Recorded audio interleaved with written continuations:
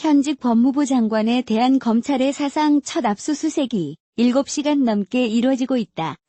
자택에서는 조국 장관의 부인 정경심 교수와 딸 조모 씨가 압수수색 과정을 지켜보고 있는 것으로 보인다. 서울중앙지검 특수위부는 23일 오전 9시쯤부터 서울 서초구 방배동의 조 장관 자택에 대한 압수수색에 돌입했다. 오후 4시 현재까지 압수수색은 진행 중이다. 이날 조 장관은 압수수색 실시 직전인 오전 8시 45분쯤 출근을 위해 자택에서 나온 것으로 알려졌다. 이후 9시가 넘어 서류 뭉치를 든 검사로 추정되는 남성 2명과 여성 1명이 자택 입구로 향했고 10여 분 뒤 수사관으로 보이는 남성 3명이 뒤따라 들어갔다. 자택 근처에서는 같은 아파트 주민들과 보수 유튜버들, 취재진 등 70여 명이 몰려 사상 초유의 압수수색 광경을 지켜보기도 했다. 아파트 주민들 10여 명은 오전부터 화단에서 현장을 지켜보며 빨리 끝났으면 좋겠다 어떡하냐라고 말하며 당혹스러운 표정을 금치 못했다. 옆 동네에 사는 주부 김모 씨는 수사가 얼른 끝났으면 좋겠다며 진실이 얼른 밝혀지길 바란다고 말했다. 또 60대 주민 이모 씨는 오며 가며 장관 가족을 본 적이 있다며 걱정하기도 했다. 오후 2시 30분쯤에는 조 장관 집 앞으로 9인분의 배달 음식이 도착하기도 했다. 배달원은 조 장관 집으로 배달한 것이 맞다며 안에 수사관들 말고 정경심 교수가 있냐, 젊은 여성이 있냐는 질문에 젊은 여성 1명과 중년 여성 1명이 있다고 대답했다. 정 교수와 딸 조모 씨는 압수수색 과정을 일일이 지켜보고 있는 것으로 추정된다. 오후 4시쯤에는 조 장관 집 앞 주차장에 검찰 측 수사 차량이 도착해 수사가 끝나갈 조짐을 보이고 있다. 차에 탑승하고 있던 검찰 관계자는 수사가 끝난 것 같나는 질문에 거의 다 끝나가고 있다. 압수수색물을 씻으러 왔다고 답했다. 한편 이날 낮 12시쯤에는 보수단체 회원이 사퇴가 정답이라는 현수막을 들고 와 소동을 벌이기도 했다. 또한 강용석 변호사와 신동욱 공화당 총재도 얼굴을 비치며 보수단체 회원들과 광경을 지켜봤다. 정경심 교수는 사모펀드 운용사인 코링크 프라이빗 에쿼티의 설립과 운용에 관여했다는 의혹을 받고 있다. 검찰은 조 장관의 딸과 아들이 서울대법대 공익인권법센터에서 허위 인턴 활동 증명서를 발급받았다는 의혹도 살펴보고 있다. 검찰이 조국 법무부 장관의 자택을 압수수색 중인 23일 오전 조 장관의 자택 인근은 난데없는 광경에 소란한 모양새다. 조 장관의 자택인 서울 서초구 방배동 소재 A아파트에 이날 오전 9시를 전후에 도착한 검찰 관계자들은 수시로 해당 동을 오가며 분주히 움직이는 중이다.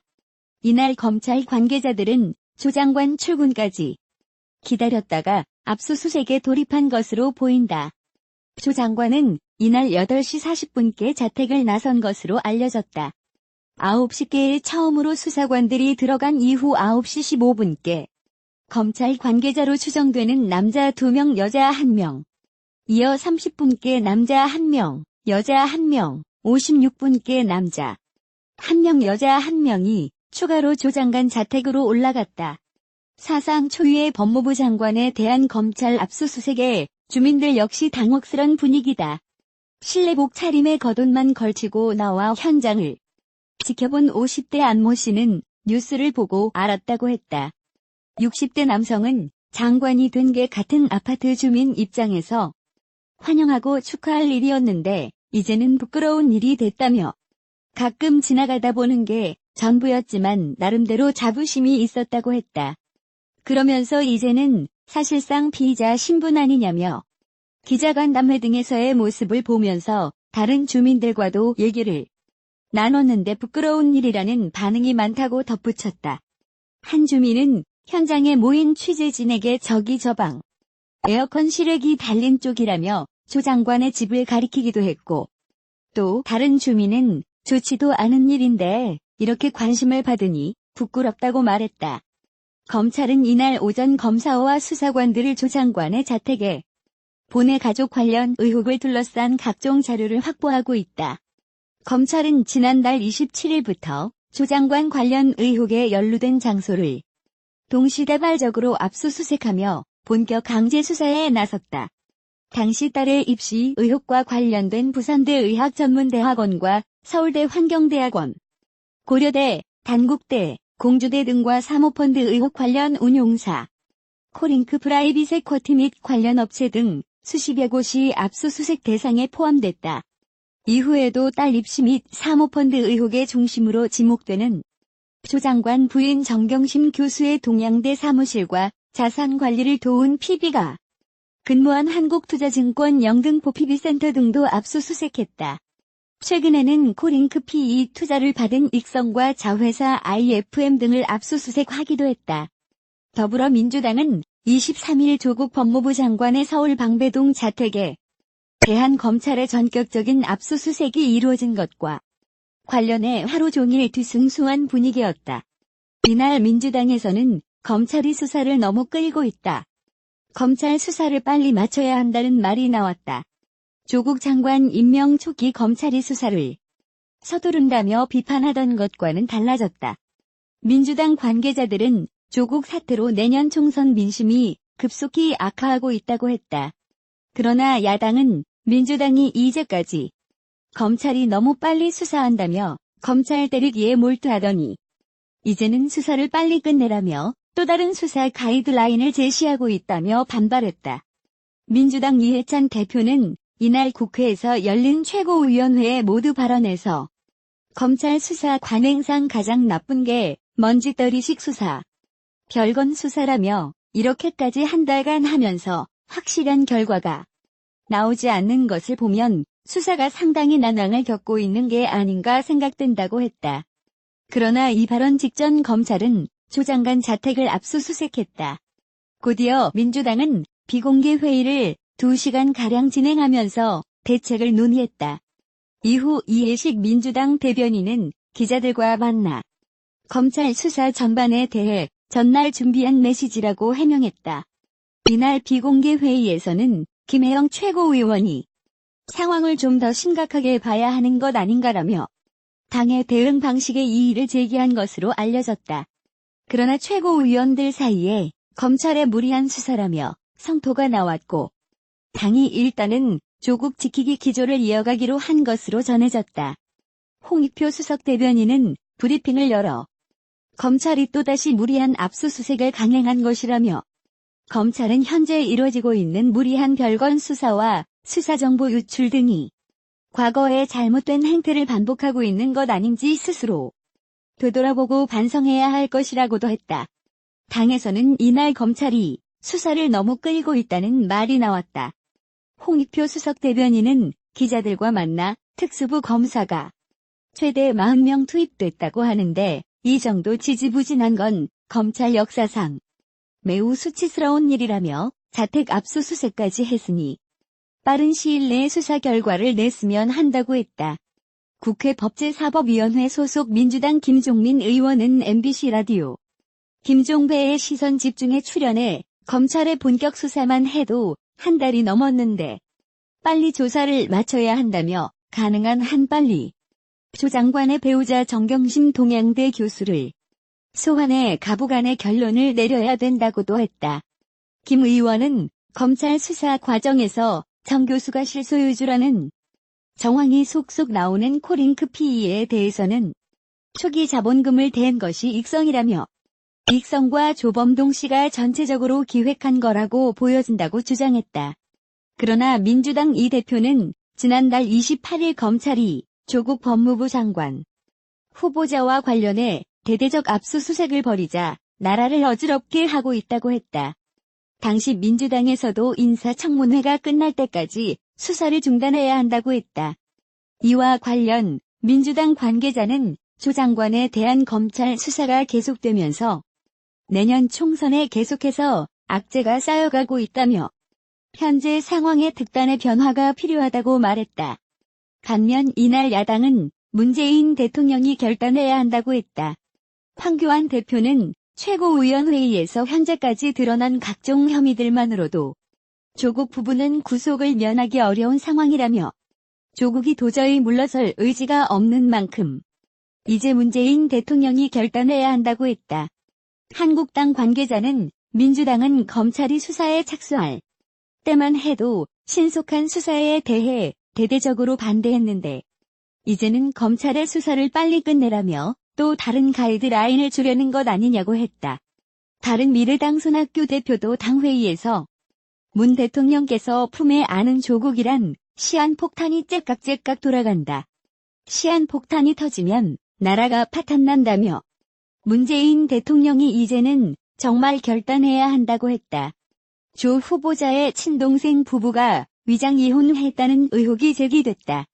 문화일보는 16일 조 후보자의 동생과 이혼한 전처 조씨 명의로 된 부산 해운대구 우성빌라 2차에 조 후보자의 모친이 거주하고 있고 이 빌라에서 직선거리로 800m가량 떨어진 경남 선경아파트 116동에 동생 조씨와 전처 조씨 부부가 아들 1명과 살고 있다는 인근 주민의 증언 내용을 보도했다. 정치권 및 부동산계에서는 동생 부부의 위장 이혼 의혹 배경에 2006년 조 후보자 부친이 운영하던 학교법인 웅동학원과 51억 원대의 공사비를 놓고 소송을 벌이면서 발생한 채권 변제 과정과 관련이 있을 것으로 추정했다. 동생 조 씨는 1996년 웅동중학교 공사 하도급 후 대금을 지급받지 못했고 공사 대금을 부인에게 채권 양도하는 과정에서 이혼했을 가능성이 있다는 것이다. 동생 조 씨와 전처 조 씨의 위장 이혼 의혹이 문제가 되는 것은 조 후보자의 아내 정 씨와의 부동산 거래 때문이다. 조 후보자의 아내 정 씨는 동생 부부가 이혼한 후인 2017년 11월 27일 자신 소유의 부산 해운대구 아파트 한 채를 전처 조 씨에게 3억 9천만 원을 받고 팔았다. 당시는 문재인 정부가 다주택 규제를 강화하던 때로 조 후보자 부부가 규제망을 피해가기 위해 위장 부동산 거래를 했다는 의혹이 제기됐다. 조 후보자 아내 정 씨와 조 씨의 위장 거래 의혹이 제기되는 대목은 이뿐만이 아니다. 동생 전처 조 씨는 2014년 부산 해운대구 중동 소재의 한 빌라를 매입했고 그 직후 조 후보자의 모친이 이 빌라로 전입했다. 지난해 8월에는 이혼한 조 후보자의 동생 조 씨도 이곳으로 주소지를 옮겼다. 조 후보자의 아내 정 씨는 조 후보자가 법무부 장관에 내정된 지난달 28일 전처 조 씨와 해당 빌라의 임대차 계약을 맺었다. 보증금 1,600만 원에 월세 40만 원 계약이었다. 그런데 조 씨 소유 빌라임에도 계약서상에는 임대인이 정 씨, 임차인이 조 씨로 돼 있다. 문화일보는 전처 조 씨 명의의 집이지만 2014년 매입 당시 비용을 지불한 것은 조 후보자의 아내 정 씨라는 당시 부동산 중개업자의 증언을 전했다. 조 후보자 부부가 동생 부부의 위장 이혼을 이용해 명의를 돌리는 식으로 재산을 숨겼다면 조세 포탈 의혹까지 불거질 수 있다. 조 후보자는 위장 전입 논란에도 휩싸였다. 1999년 10월 취업 연령이었던 딸의 학교 배정을 고려해 서울 송파구 아파트로 위장 전입했다는 의혹이다. 하지만 이 같은 의혹이 사실이더라도 조 후보자는 문재인 정부 7대 인사배제 기준을 피해갈 공산이 크다. 2005년 이전의 일이기 때문이다. 이 방침은 조 후보자가 청와대 민정수석이던 당시 세운 것으로 훗날을 염두에 두고 셀프 기준을 마련한 것 아니냐는 지적이 제기된다. 조 후보자는 1998년 2에서 7월 영국 옥스퍼드대 등에서 연수를 한 기간과 1999년 3월에서 2000년 4월 울산대 교수로 근무한 기간 서울과 부산을 오가며 1에서 9개월 간격으로 6차례나 이사했다. 특히 울산대 교수 재직 당시였던 1999년 10월 8살이었던 딸과 함께 서울 송파구의 아파트로 주소를 옮겼다. 아내와 아들은 기존에 살던 부산 해운대구 아파트에 남겨둔 상태였다. 그리고 조 후보자는 한 달 반 만인 같은 해 11월 20일 자신과 딸의 주소를 다시 부산 해운대구 아파트로 변경했다. 딸의 학교 진학을 위해 위장으로 주소지를 옮긴 것 아니냐는 의혹이 제기되는 대목이다. 게다가 송파구의 아파트는 조 후보자가 IMF 외환 위기가 한창이던 1998년 1월 경매 입찰을 통해 매입한 부동산이다. 당시 조 후보자는 감정가 3억 9천만 원보다 35% 저렴한 2억 5천만 원에 이 아파트를 매입했다. 부동산 재테크로 차익을 본 것이다. 그럼에도 조 후보자는 문재인 정부의 7대 인사배제 기준에 해당하지는 않는다. 이 기준은 2005년 이후 2회 이상 위장 전입한 사람은 후보자에서 배제한다는 것이다. 이명박 정부 시절 위장 전입 논란에 휩싸인 장관 후보자들을 비난할 때 자신이 사용했던 용어인 비리 종합 선물 세트에 해당하고도 면죄드린 것이다. 더욱이 이 기준은 조 후보자가 청와대 민정수석으로 재직하던 2017년 11월 마련된 것이어서 논란이 증폭될 전망이다. 실제로 조 후보자는 1989에서 2004년 16년 동안 8차례 이사했지만 2005년부터 현재까지는 2차례만 이사했다. 이에 민정수석 시절 자신의 기준에 맞춰 맞춤형 셀프 기준을 마련한 것 아니냐는 야권의 비판이 제기됐다. 조 후보자를 둘러싼 논란은 여기서 끝이 아니다. 15일에는 조 후보자의 배우자와 자녀가 민정수석 시절인 2017년 한 사모펀드에 총 74억 5,500만 원의 투자 약정을 한 사실이 알려지며 파장이 일었다. 조 후보자 측이 14일 국회에 제출한 재산 관련 서류에 따르면 조 후보자 아내 정모 씨와 딸 아들은 2017년 7월 31일 블루코어 밸류업으로 사모투자 합자회사에 각각 67억 4,500만 원, 3억 5,500만 원, 3억 5,500만 원 출자를 약정했다. 총 74억 5,500만 원 규모다. 조 후보자의 가족 일원이 이 사모펀드의 투자 약정금 총 100억 1,100만 원 중 약 70%를 약정한 것이다. 당시 아내 정 씨는 9억 5천만 원, 자녀는 각각 5천만 원의 출자금을 실제로 납입한 것으로 확인됐다. 세 사람은 2017년 7월 31일자로 출자 증서를 받았다. 이때는 조 후보자가 청와대 민정수석으로 임명된 지 약 2달 지난 시점이다. 약 한 달 후인 2017년 8월 28일 공직자윤리위원회가 공개한 조 후보자의 가족 재산은 거주 부동산 등 모두 포함해 49억 8,981만 원이었다. 펀드 약정 금액이 공개된 전 재산보다 약 24억 6천만 원 많은 셈이다. 납입한 출자금 10억 5천만 원도 전 재산의 약 20% 해당한다. 설상가상으로 16일에는 조 후보자가 무장혁명을 주장했던 남한사회주의 노동자 동맹의 기관지 제작 판매에 관여했다는 내용의 판결문까지 공개됐다. 김진태 자유한국당 의원은 이날 국회 정론관에서 1995년 5월 대법원이 조 후보자의 국가보안법 위반 혐의에 대해 내린 판결문을 공개하면서 조국 법무부 장관 후보자는 이석기 지하혁명 조직보다 대한민국에 훨씬 위험한 인물이라고 주장했다. 판결문에 따르면 조 후보자는 당시 반국가 단체인 산호맹의 산하기관인 남한사회주의과학원에 가입하고 그 설립 목적과 동일한 주장이 게재된 표현물을 제작, 판매했다. 해당 표현물은 우리 사상 제2호로 1992년 1월 발간됐다. 1994년 봄까지 남한사회주의 노동자당을 건설하자 민중배신으로 점철된 김대중의 정치 편력, 기관지를 통해서 본 북한의 공식 입장 등의 기고문이 수록돼 있다.